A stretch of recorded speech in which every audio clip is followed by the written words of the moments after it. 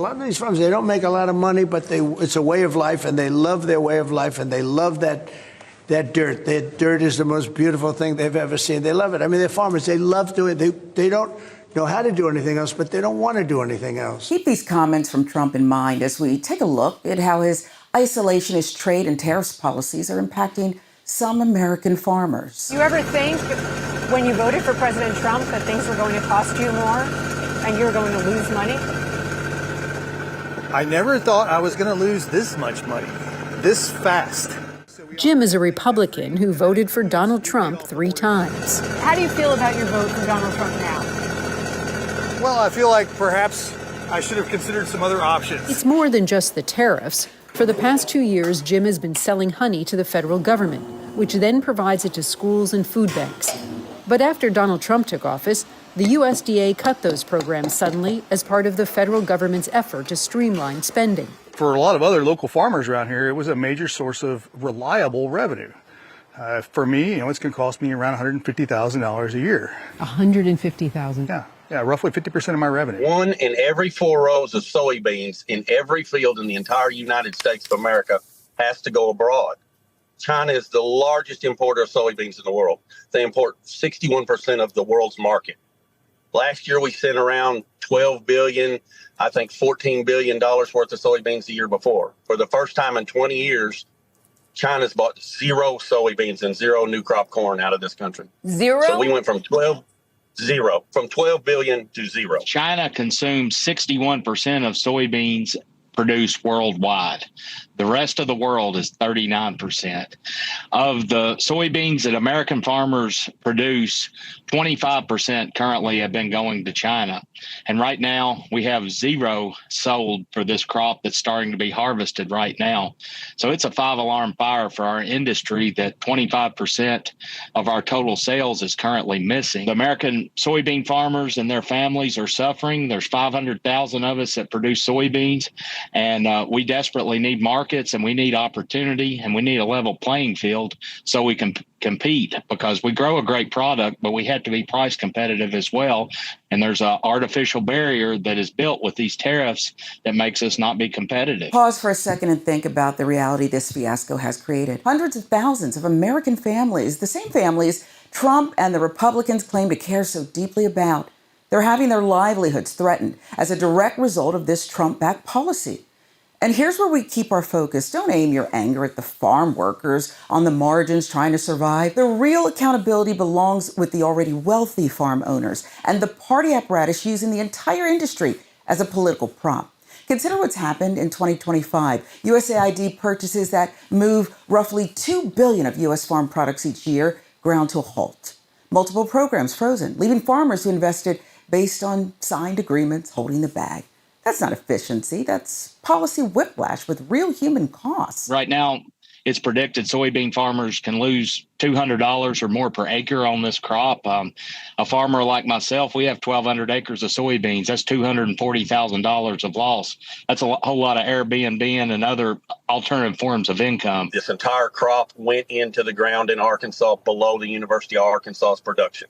That means no rice, no corn, no beans, no milo, no peanuts, no anything would generate a profit at current inputs and the fall market prices. At current market figures in the fall for delivery and the current average yield, a cotton farmer is going to lose $375 an acre for every acre of cotton he planted. A corn farmer is going to lose $220 an acre for every acre of corn he planted. A bean farmer is going to lose $120 an acre for every acre he planted. This is the bigger through line. Tariffs and trade theatrics that punish the very producers they promise to protect. Farmers and AG economists warn sweeping tariffs raise input costs from equipment to fertilizer, trigger retaliation abroad, erase key export markets, especially for soybeans. In fact, farm leaders say retaliatory measures have made U.S. soy uncompetitive against Brazil, with major buyers shifting away. Some describe it as a 5-alarm fire, as a quarter of historical sales vanish, prices running 20% higher. That's how you get crops to the field and no buyers at harvest. It's not complicated. If you build tariff walls, you shrink markets, you shift the pain to the families who cannot absorb this. Fertilizer, fungicides, pesticides, seed, all the other things that go into commodities farming, those prices are at an all-time high. and then the price of the commodities themselves are at an all-time low. We don't just feed the United States, we feed the world. So farmers have always very heavily relied on the international sales presence to keep things driving from a financial perspective in rural America. $66 billion is very welcome. That will help. But these other economic factors are still going against them. And while the support in the Big Beautiful Bill is welcome, that doesn't necessarily address those longer term issues. A USDA study found that over 2/3 of crop workers are foreign born. This same study found that 42% of crop workers do not have proper work authorization. But collecting reliable data for the industry as a whole is challenging. There's generally a shortage of farm labor, which is the reason why you have a lot of these undocumented workers working on American farms. The administration contends that there are enough workers, native-born workers, to take their place.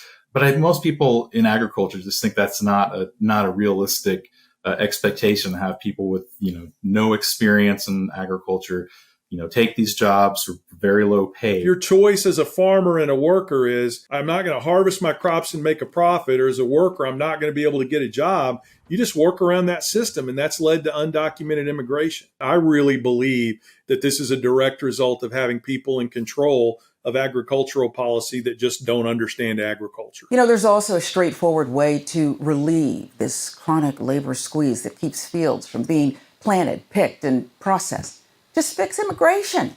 A modernized pathway that lets longtime farm workers earn legal status and ultimately citizenship would stabilize crews. It would protect workers from exploitation and bring more people fully into the tax base, state and federal, just like any other workforce. Analysts tracking 2025's downturn note steep drops in agricultural labor. At the same time, tariffs and lost markets bite. Without people, cows don't get milked, crops don't get harvested. Smart immigration reform is not charity. It's essential infrastructure for American agriculture. When people tell you, as farmers, we were lied to, that is absolutely not the case. We all knew what was coming. I thought we all knew this was the bargain we were driving. So when people come up and say now, oh, we were lied to. By what, your own eyes? You didn't notice last time he did this? What do you mean you were lied to? To genuinely think you were lied to. I think at this point you had to have wanted to be lied to. And that's not being lied to anymore. That's participating in a little group LARP activity. This we were lied to thing is just real interesting to watch, because if you were there, no, we were not lied to. We all knew this was going to happen, and people just assumed that free money would be there. He courted farmers in 2024 because he needed them. And now that he's in power, he doesn't need farmers anymore. He doesn't need us anymore. It's as simple as that. This is a guy who got kind of famous for stiffing his contractors. He doesn't need us anymore. So here's where I land after hearing from growers and advocates like Sarah Tabor. Not everyone wearing a Carhartt is working class. Farm owners' interests don't always align with farm workers. Critics argue the current playbook prioritizes the largest and most capitalized operations, those best positioned to weather tariff shocks, pocket deregulation, lobby for carve-outs. Smaller farmers, seasonal workers, and rural communities, they absorb the damage. If we care about the families on those back roads and the prices in your grocery cart, policy has to stop rewarding performative toughness and start rewarding outcomes. Stable markets, fair labor, programs that don't yank the rug after farmers make investments in good faith. That's not partisan. It's common sense, folks.